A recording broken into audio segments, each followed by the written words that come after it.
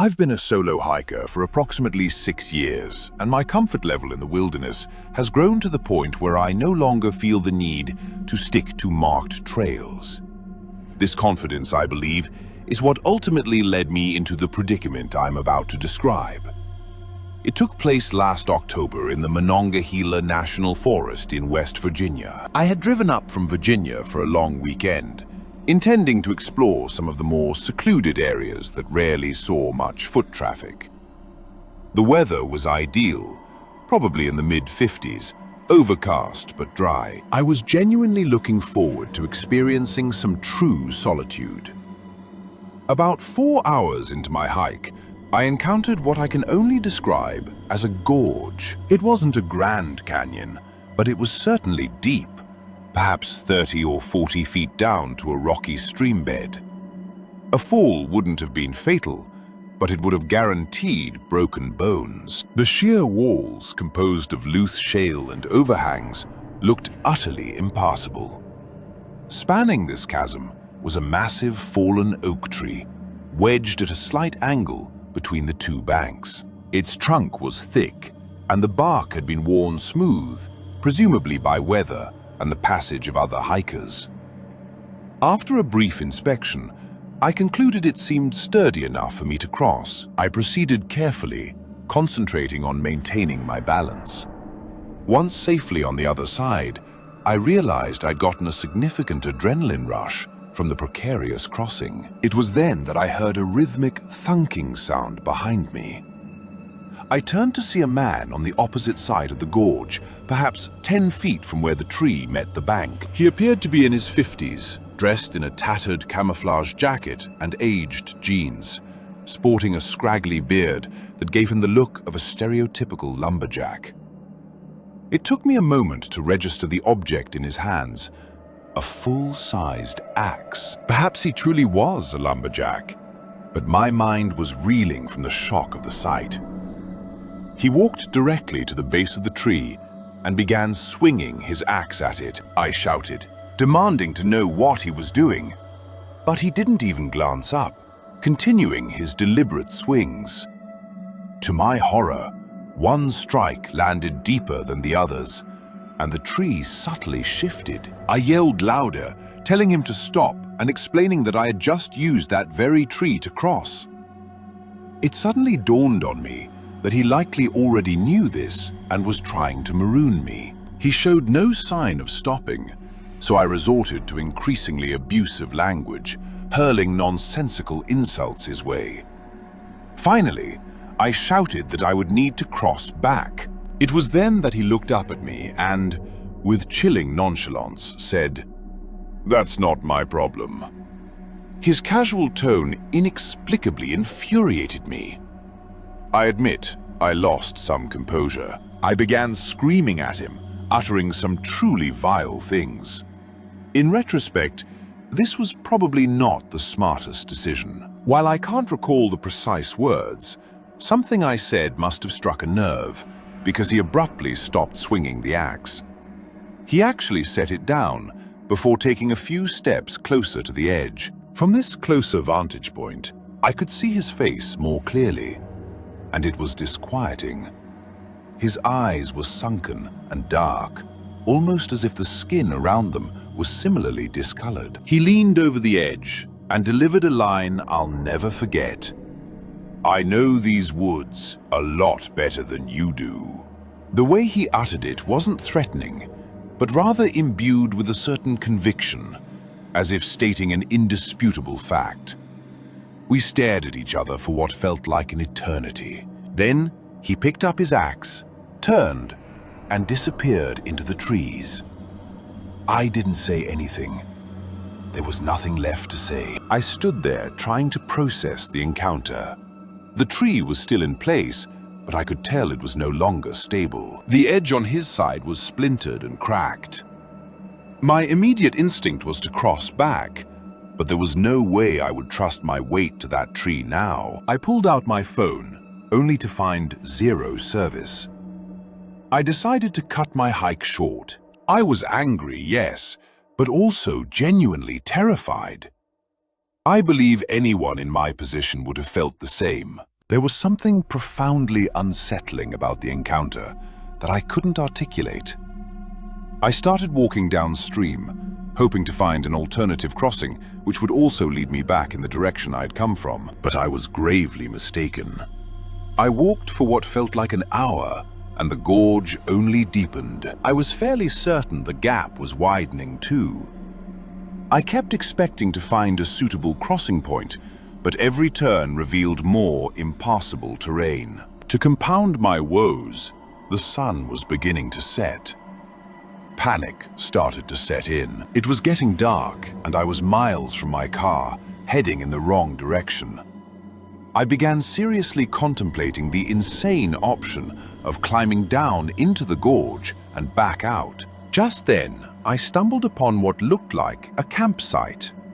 It was situated in a small clearing with a fire pit that appeared to have been recently used. Initially, I felt a surge of relief, thinking I might find a fellow camper or hiker who could help me. However, the longer I looked around, the more disconcerting the scene became. I noticed carvings on the surrounding trees. Not initials or anything recognizable, but deep gouges and strange symbols. There were also a host of odd objects scattered about. Rusted tools, pieces of cloth tied to branches, and what appeared to be animal bones arranged in peculiar patterns.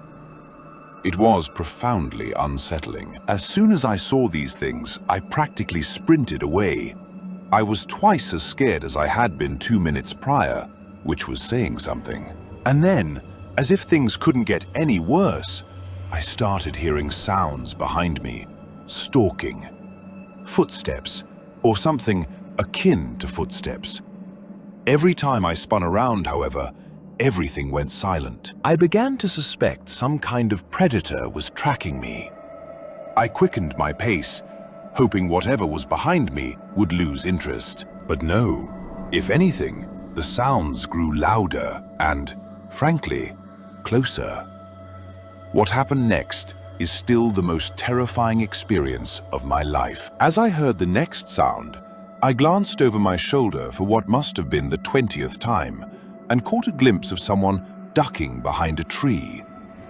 A person. I froze and scanned the trees, realizing there wasn't just one.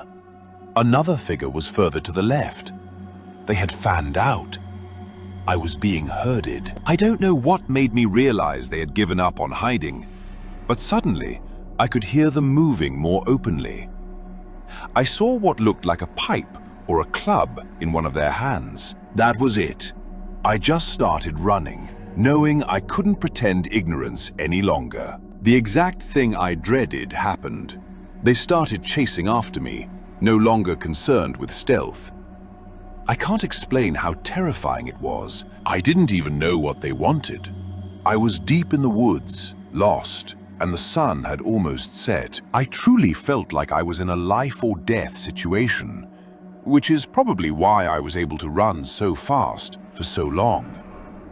I ran faster than I ever thought possible, and certainly faster than I ever had before. One of the individuals behind me started screaming, not words, but primal screams, like war cries. Nightmarish sounds, truly. I kept running. The gorge was still on my left. Just as exhaustion began to slow me down, I spotted another fallen tree. It was much smaller than the first, but I had no choice. Without a thought, I scrambled onto it and started to cross.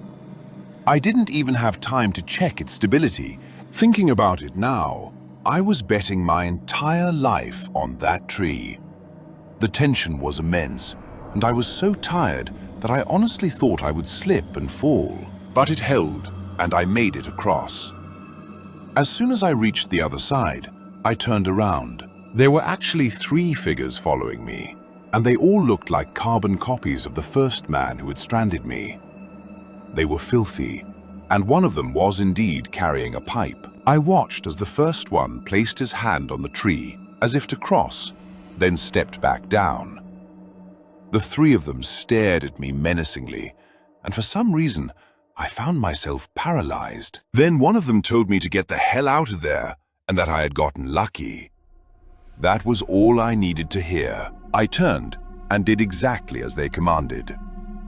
I kept expecting to hear them behind me, but the forest had fallen eerily silent. The deepening darkness didn't help, and there were a couple of times when I had to fight a full-blown panic attack. I must have run at an angle that eventually led me back towards the trailhead, or perhaps I simply got impossibly lucky.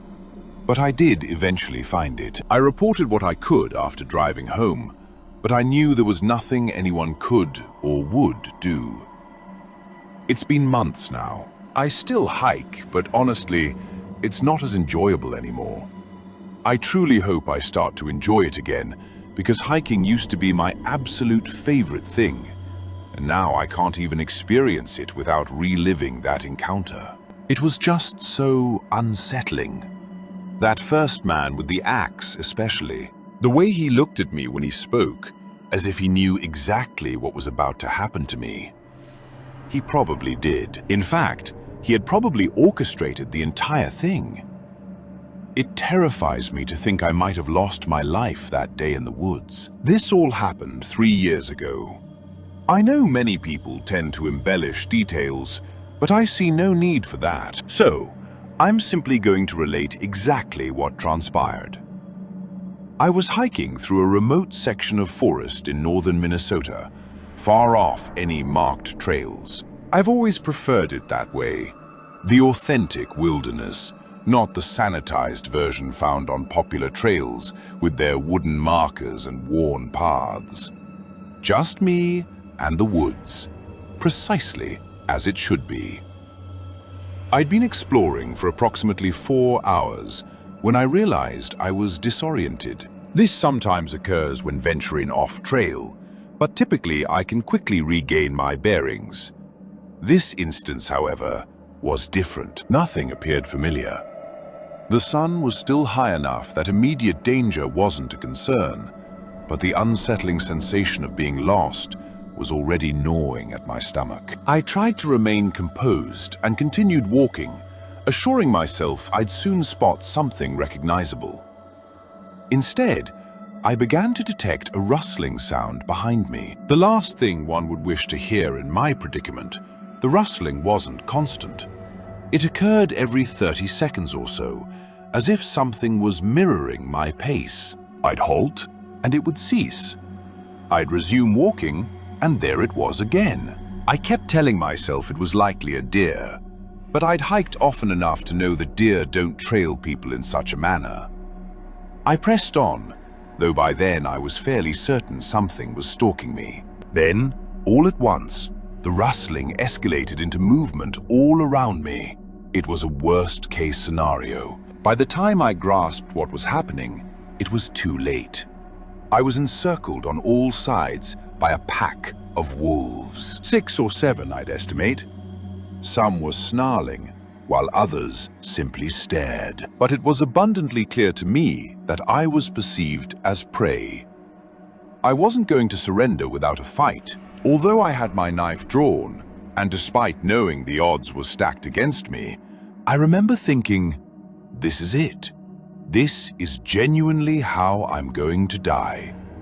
Alone in the woods, because I was too stubborn to adhere to the marked trails. I was attempting to decide whether to make myself appear larger, remain still, or what. Then, every single wolf suddenly stiffened simultaneously. Not as if they were reacting to each other, but rather to something else entirely.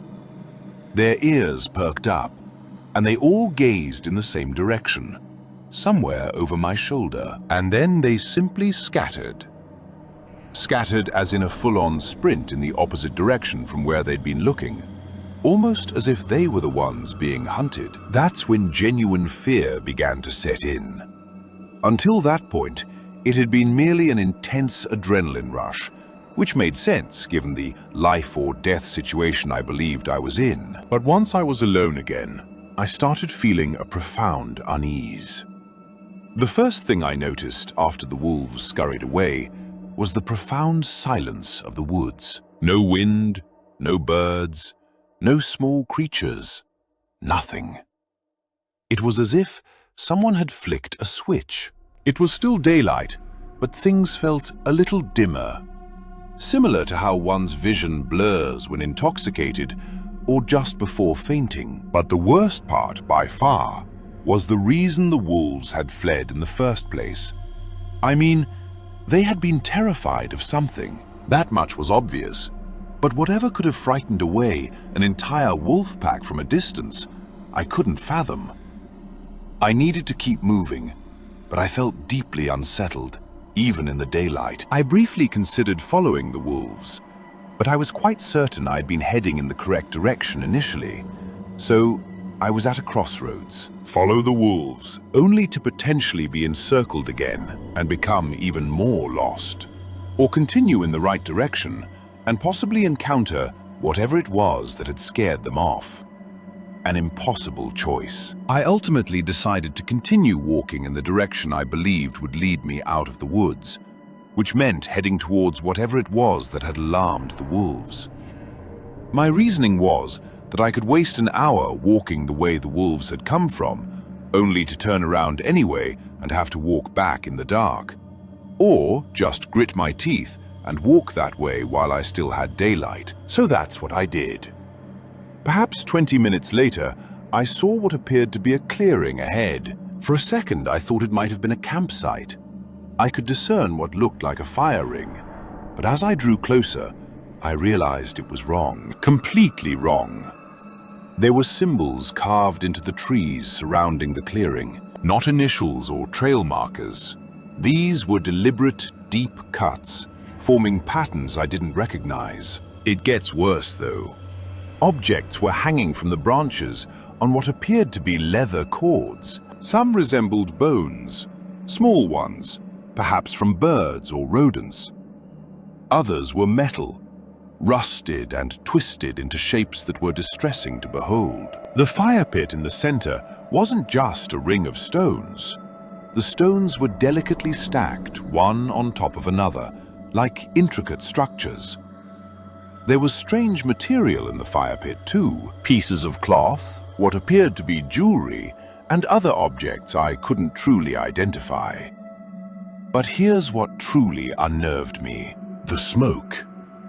There was this thick, black smoke just suspended in the air, about 6 feet from the ground. It wasn't moving or dissipating, and it didn't look like it was emanating from the fire pit either.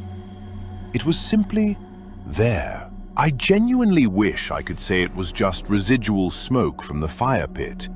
The fire pit didn't even appear to have been recently used. I stood at the edge of that clearing, frozen to the spot. For some reason, I simply couldn't tear my gaze away from that smoke. My eyes kept returning to it, even when I tried to focus on something else.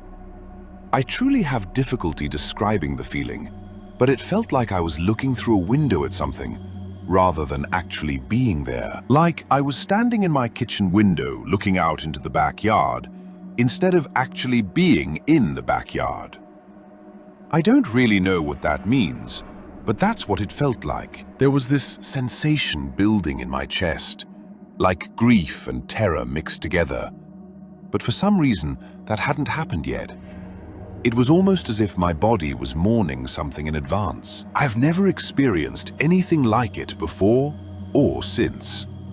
I must have stood there for 5 minutes, just staring at that smoke, before something in my brain finally re-engaged. And no, the smoke didn't dissipate in that time.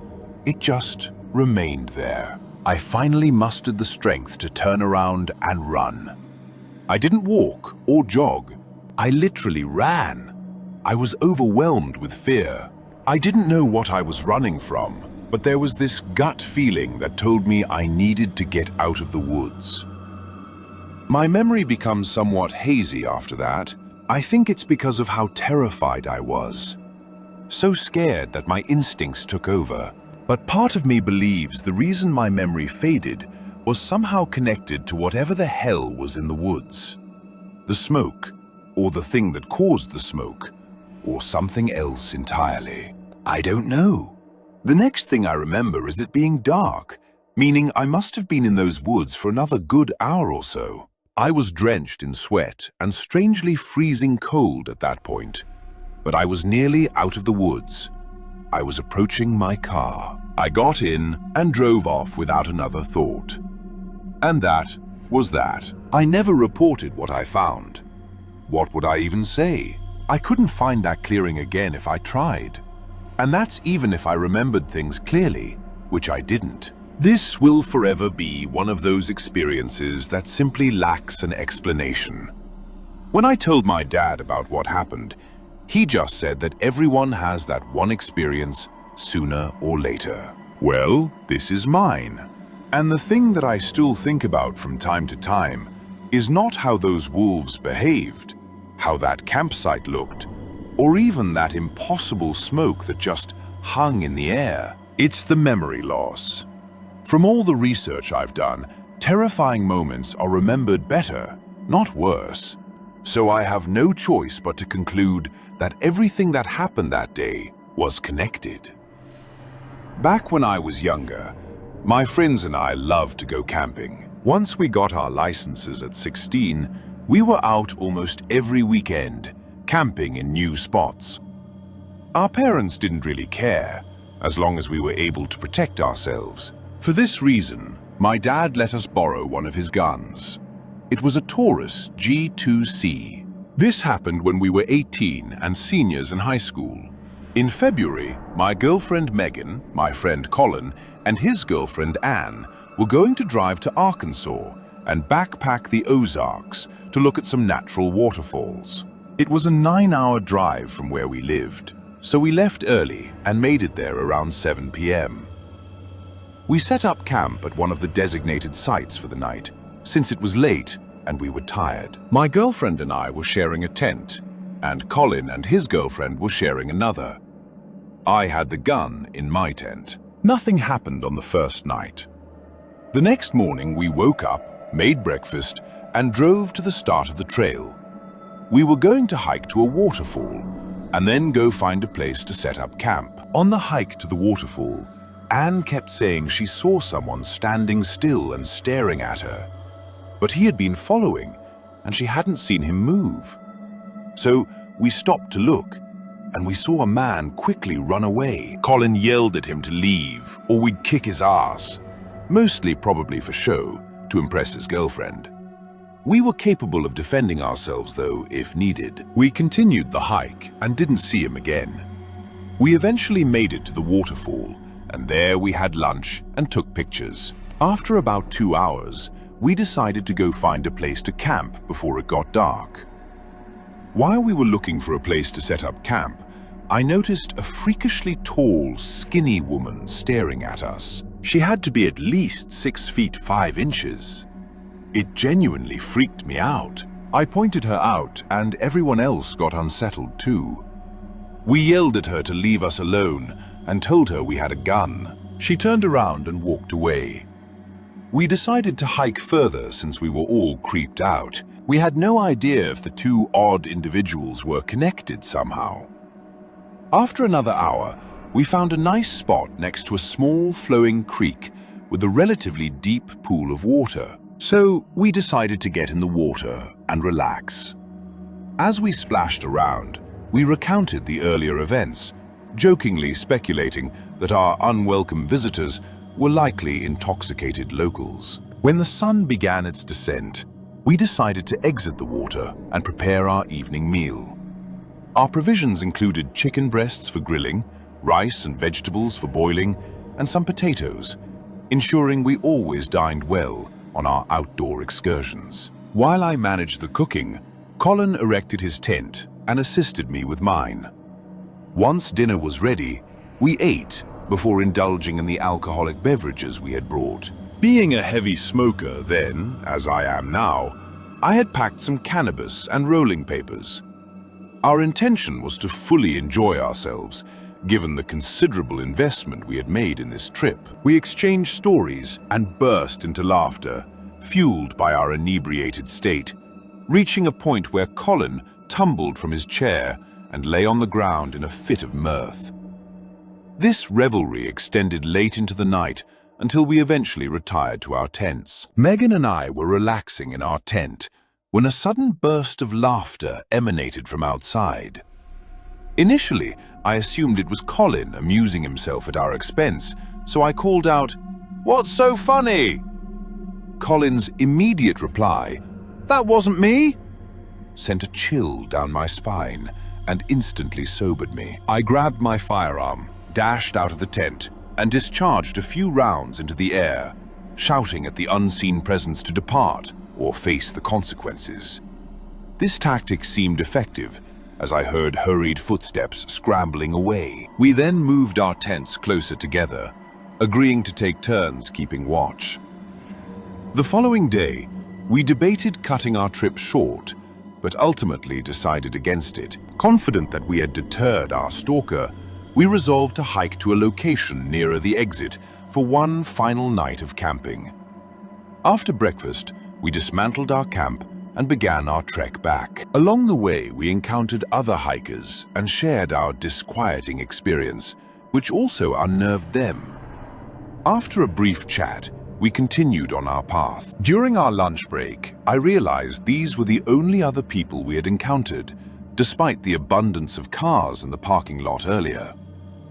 Post-lunch, we resumed our journey along the trail, and after approximately 6 miles, we chose a spot to set up camp, now about 3 miles from the nearest exit. We pitched our tents and cooked steak and potatoes for dinner.